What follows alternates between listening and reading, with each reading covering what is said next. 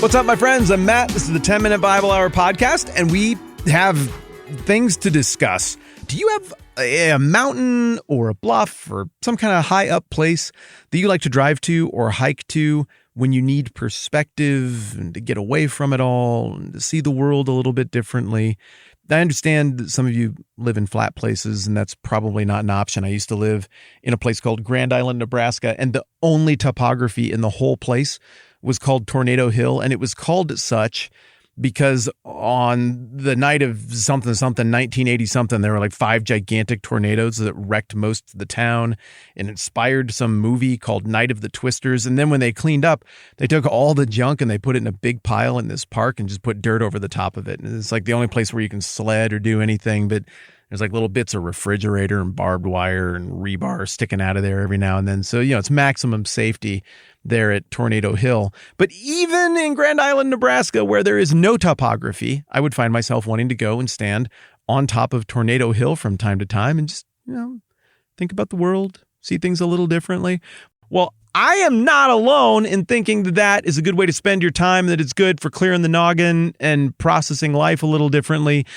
Jesus of Nazareth, the Christ, the Messiah, if we are to believe Peter's identification of him in Matthew chapter 16, he also found value in going up to places that had higher elevation where you could get some perspective and take in the world.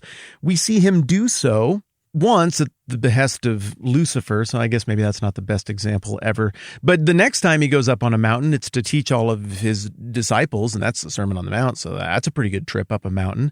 And then another time, after he's sad about a horrible family tragedy happening, he finally manages to get away, and he goes up onto some high place and prays to his Father, and then that gets interrupted because he sees his buddies in some kind of mortal peril, having a nautical incident out on the Sea of Galilee, so he has to bail on that and go solve it.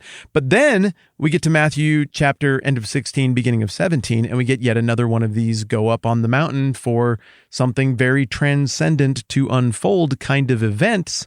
And this is maybe the big one, right? Because what we're looking at is an event that gets called the Transfiguration, and we get parallel accounts of this event in Matthew, Mark, and Luke that help us piece together where this is going down and what it meant. And so just to quickly reset, what we have going on here is Jesus has an ugly run-in with the religious leaders at the beginning of chapter 16. I mean, all the run-ins are ugly run-ins at this time. These guys are just mad about everything, and they want to kill him and get rid of him. They're looking for any reason to do so, and Jesus wins all the arguments, but it doesn't matter. They have the sword or access to the people with the sword, so they're probably going to win on this thing eventually. It feels like we're on borrowed time as the narrative is unfolding. So Jesus gets out of there, goes up north with his disciples to Caesarea Philippi, which is way up north, way far away from the influence of the religious leaders and his enemies. And there, it's like, hey, we got a little powwow here. I picture there being a campfire scene where Jesus is sitting with his disciples, and he's like, all right, we got to get to a place before I get killed by these clowns back down south where my disciples understand who I actually am. There's no way they can represent me and do the things that they're going to be commissioned to do next when I'm gone if they don't understand who I actually am. And so he starts probing about that. Peter, as we've discussed, says, well, I know who you are. You're the Christ, the Messiah, the Son of God. And Jesus is like, yeah, roger that. That's exactly who I am. And then Jesus says to the disciples, according to Matthew 16:24, all of this stuff about, hey, if you want to come after me, you have to pick up your cross and follow me. And he gives these 3 reasons for why that makes sense, even though in world terms, like intentionally picking up a cross, which is an instrument of painful, miserable, bloody, asphyxiating execution. I mean, you wouldn't want to do that usually because of the execution component of said cross, but Jesus makes this threefold case for why no, in light of kingdom values, this actually makes sense. And then at the end of that, he says, I tell you the truth, some of you who are standing here will not taste death before they see the Son of Man coming in his kingdom. Now, the chapter breaks and the verse breaks are all after the fact. I mean, they're real, but Christians don't believe they're inspired. Sometimes they work for you when you're reading the Bible because it helps you organize thoughts and track with the organizational patterns that seem to be apparent from the original authors, but other times they get in the way because they interrupt the flow of thought. You might not make the connection between something that happens on either side of a chapter break. So it looks like if you just take the chapter break away. And I don't know why I'm doing that with my hand. It won't work because in my Bible, the words are printed with ink on paper, but I'm still going to paw at it incessantly to make this point. If you take that chapter break away, you just roll right from Jesus saying, some of you are going to see the Son of Man, that's me, in glory and in the kingdom. And then the very next thing is the narrative says, 17:1, after 6 days, Jesus took with him Peter, James, and John, the brother of James, and led them up to a high mountain by themselves. There he was transfigured before them. His face shone like the sun, and his clothes became as white as the light. Just then there appeared before them Moses and Elijah talking with Jesus.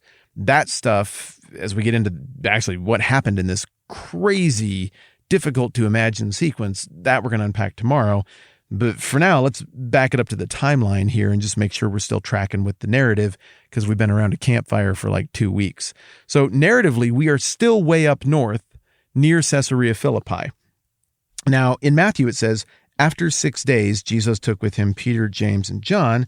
And we flip over to Mark, chapters 8 and 9. Yes, I had to look that up in advance because I had no idea where it was. Maybe I still don't know where it is. Yeah, here it is. Beginning in 9, we get the same kind of account. Peter's confession of Christ happens toward the end of 8. Then 9:1, Mark has Jesus saying the same thing about there's some here who aren't going to taste death until they see the kingdom of God come with power. And then 9:2 in Mark, it says, after 6 days, Jesus took Peter, James, and John with him and led them up to a high mountain where they were all alone. There he was transfigured before them. So 6 days, the timeline matches up between Mark and Matthew and high mountain. That high mountain is ambiguous, but let's see if we get more clues over here in Luke, which I believe is also chapter 9. Should have written down the verse, but I didn't. So I'm gonna sing the song that I sing when I'm looking for stuff, but I don't know where it is. Here it is. Okay, so same kind of thing. Jesus has an engagement with the disciples. Peter confesses Christ. That starts in verse 18, apparently. And then he starts to warn the disciples that he's going to get killed and raised back to life. Says the same stuff about take up your cross and follow me. And then verse 28 says, about 8 days after Jesus said this, he took Peter, John, and James with him and went up onto a mountain to pray. The same thing goes down there. The only thing that stands out is that 8 days versus 6 days thing. But I think that isn't too tough to account for. One, both Matthew and Mark say after 6 days.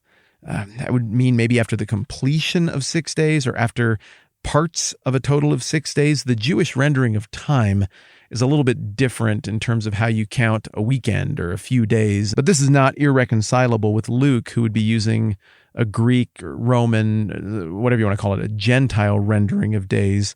And he doesn't even say specifically it was 6 days, saying about 8 days, even if you know exactly what the days were on the calendar, would be a quick way with one word to acknowledge, yeah, people render days differently. This gets you in the ballpark of the time frame. But the day count is important between the three, not just because we always want to try to reconcile accounts and look at questions about the reliability of this thing, but also because it gives us some clues as to what this cool overlook place was that Jesus had in mind to take his disciples for this really cool event. Now, historically, if you go to Israel and dig around, you will find that the mountain that is associated with the Transfiguration, that is these events we're starting to look at just now, is quite a ways south and west of the Sea of Galilee, and it's called Mount Tabor. Mount Tabor is weird. It's like a gumdrop looking mountain. It just sticks up out of nowhere. You can Google it. You're smart. You can find that stuff. And there's a whole church and everything up on the top. It's the Church of the Transfiguration. And it's a place that's been a pilgrimage site forever and ever associated with the Transfiguration. All of that said, if the low end of the amount of time Jesus and the disciples had between being at Caesarea Philippi and getting to the Transfiguration is 6 days, and the high end is a total of 8 days, that would have been a massive haul for them to get from way up north of the Sea of Galilee all the way down to south and west of the Sea of Galilee that quickly. It would have been a very odd out-of-the-way walk. And this is one of those places where I feel like the clumsy tradition and limited access and imagination of early crusaders might interfere with the historical accuracy of traditions regarding where certain things happened in the Holy Land. And there is traditional support dating all the way back to like the 200s, maybe 300s, for Mount Tabor as being the location of this thing. Origen, and then Jerome. I don't think Jerome was ever actually there. I don't know, maybe went on a trip or something that I don't remember. But Cyprian maybe as well. It was the other guy who said that. I'm looking it up right now. No, it was Cyril of Jerusalem, not Cyprian, who also thought that the Mount of Transfiguration was at Mount Tabor. Geography, on the other hand, points us to a more credible answer, and that is Mount Hermon, which is a much more dramatic, high place, high mountain, and Caesarea Philippi sits more or less at the foot of this place. Elevation starts going up as you go north. So it makes a lot more sense logistically that we are even further up north right now and further away from the heart of Jesus' opposition. Why does this matter? Well, I can think of 3 reasons. 1, it's fun. 2, why wouldn't you want to know something if you can think it through and try to know it? Isn't that better than not knowing it and not thinking about it? And 3, as we'll unpack in the next couple of episodes, I do think that there is some significance to be read into this if it happens way, way up north, far away from all of the heat and controversy. And I think it reads a tiny bit differently if it happens down south of the Sea of Galilee and closer to Jerusalem, in a place where Jesus really has only hung out a little bit during his formal ministry time as the stakes have been raised. All right, we're going to get into more of trying to figure out what the heck a transfiguration is and what actually happened here next time around. Thanks for hanging out with me. I'm Matt. This is the 10-Minute Bible Hour Podcast. Let's do this again soon.